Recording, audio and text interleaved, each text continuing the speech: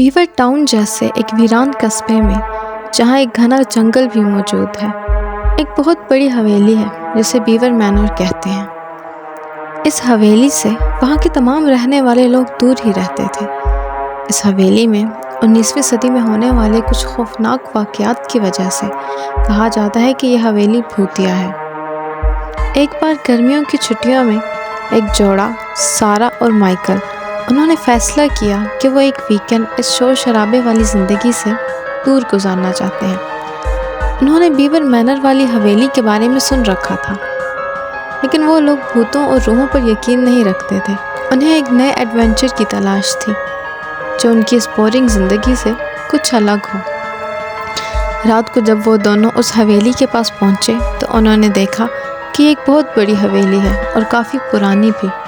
इसकी टूटी हुई खिड़कियाँ और दीवारों को देख के ऐसे लगता था जैसे अभी गिर के खाक हो जाएंगी। सारा और माइकल हवेली के अंदर दाखिल होने ही वाले थे कि उन्होंने एक आवाज़ सुनी। जब उन्होंने पीछे मुड़ के देखा तो एक बूढ़ी औरत खड़ी थी जिसने उन्हें ख़बरदार किया, यह हवेली ख़तरों से खाली नहीं है।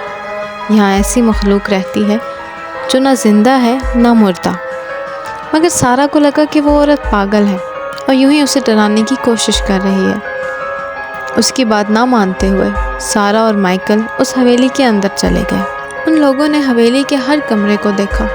हर कमरे में पुरानी और मिट्टी से भरी चादरें थीं और टूटी हुई कांच के शीशे। फिर अचानक से उन्हें बेसमेंट से कुछ आवाज़ें आईं। यूँ लगता था जैसे कोई उन्हें उनका नाम लेकर बुला रहा हो। जब वो वहाँ पहुँचे तो वहाँ पर एक डायरी के अलावा और कुछ नहीं था। मगर जैसे जैसे वो उस डायरी के करीब जा रहे थे वो आवाज़ें मज़ीद ऊंची होती जा रही थीं। यूँ लग रहा था जैसे वो आवाज़ इसी के अंदर से आ रही हो। सारा ने आगे बढ़कर उस डायरी को उठा लिया। वो डायरी एबिगेल की थी जो सदियों पहले इस मेंशन में रहा करती थी। उस डायरी के हर सफ़े पर गम और मायूसी थी। एबिगेल एक ग़ुलाम से मोहब्बत में मुब्तला हो गई जिसका अंजाम कुछ अच्छा नहीं था। जैसे जैसे सारा उस डायरी को पढ़ रही थी आसपास से चीखों की आवाज़ और तेज़ होने लगी।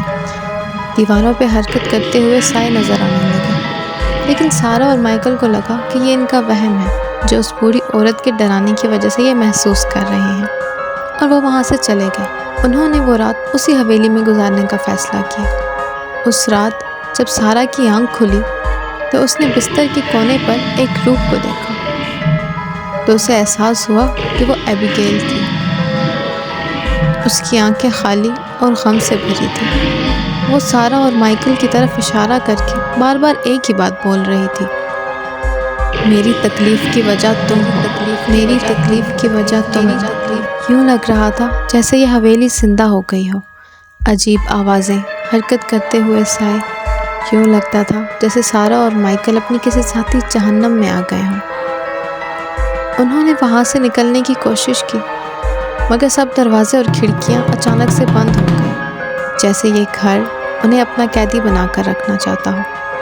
उन्होंने वहाँ से निकलने की हर मुमकिन कोशिश की मगर नहीं निकल सके और थक हार कर बैठ गए। उन्हें लगा कि अगर वो किसी तरह एबिगेल को मुतमईन कर लें तो शायद वो यहाँ से निकल सके। सारा उस डायरी को पढ़ने लगी। उस डायरी के आखिर में लिखा था कि हर किसी को उसके गुनाहों का हिसाब देना होगा।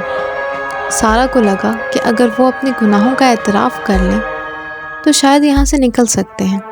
जब उन्हें कोई और रास्ता नज़र नहीं आया तो उन्होंने अपने गुनाहों का एतराफ़ करना शुरू किया। सारा ने कहा, मैं चाहती थी माइकल सिर्फ मेरे साथ रहे और इसी वजह से मैंने माइकल और उसके घर वालों के दरमियान गलतफहमियाँ पैदा कर दी जिससे वो एक दूसरे से बहुत दूर हो गए। ये सुनकर माइकल बहुत दुखी हुआ मगर अब उसकी बारी थी। जान बचाने के लिए उसके पास अब कोई दूसरा रास्ता नहीं था, तो उसने भी अपने धोखे का एतराफ़ कर लिया। माइकल ने कहा कि मैं किसी और औरत से मोहब्बत में मुब्तला था और सारा को छोड़ने ही वाला था, मगर इससे पहले कि मैं सारा को छोड़ता उस लड़की को सारा के बारे में पता चल गया।